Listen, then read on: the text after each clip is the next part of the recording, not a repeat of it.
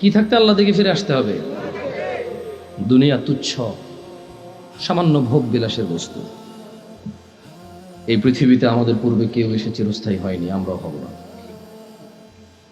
এবং আমরা যতই চেষ্টা করি, আমরা নিজের যৌবন ধরে রাখতে পারি, না আমরা নিজের শিশুত্ব কৈশোর ধরে রাখতে পারি, না আমরা আমাদের বার্ধক্য ধরে রাখতে পারি। আমরা শিশু থেকে কিশোর, কিশোর থেকে যুবক, যুবক থেকে বৃদ্ধে পরিণত হয়ে আমরা এই পৃথিবী ত্যাগ করি। বহু আছি আমাদের মধ্যে, আমরা বৃদ্ধ, যুবক, কিশোর, শিশু অবস্থায় মৃত্যুবরণ করে এই পৃথিবী থেকে চলে যাই। সময় থাকতে ফিরতে হবে ভাই আমার।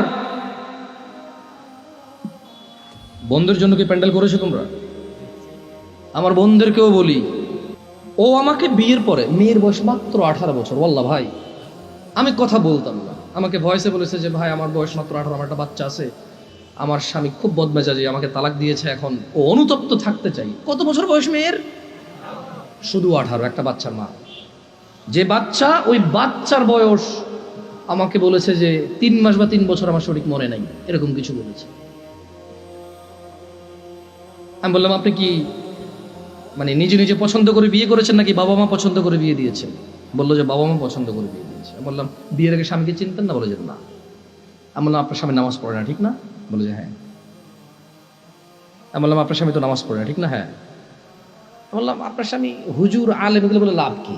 হাফেজ বলে লাভ কি? ও তো নামাজই পড়ে না, ও তো ধর্মর কোনো মূল্যায়নই করে না।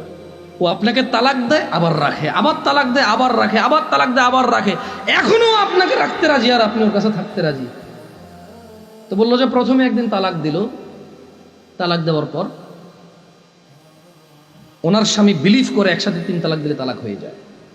ওনার স্বামীর এটা দেখেন, আমি আবার বলি, এটা আমি বলছি না, উনি বলছেন যে ওনার স্বামী হাফেজ এবং আলেম পাশ মেবি, বা হাফেজ এটা কনফার্ম আমি।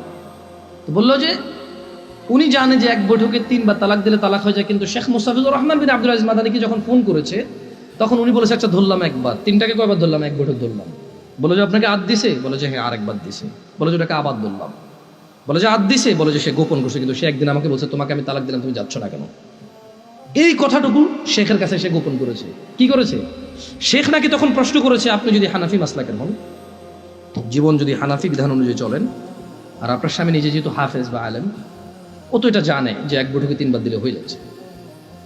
আর কোরআন সুন্নাহ অনুযায়ী যদি আপনি শাফি মালিকের দিকে আসেন, সেই ক্ষেত্রে ওনারা এক বৈঠকে যতবারই দেয়, কয়বার ধরে?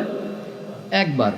তো বলো যে অনেক সময় আমরা ফতোয়া দেই যে ঠিক আছে, মানে আপনি হানাফি কোনো বড় বিজ্ঞ আলেম থেকে, মাদ্রাসা থেকে ফতোয়া নিয়ে ওনারা লিখিত ফতোয়া দেয় কি সেটা আপনি জেনে নেবেন।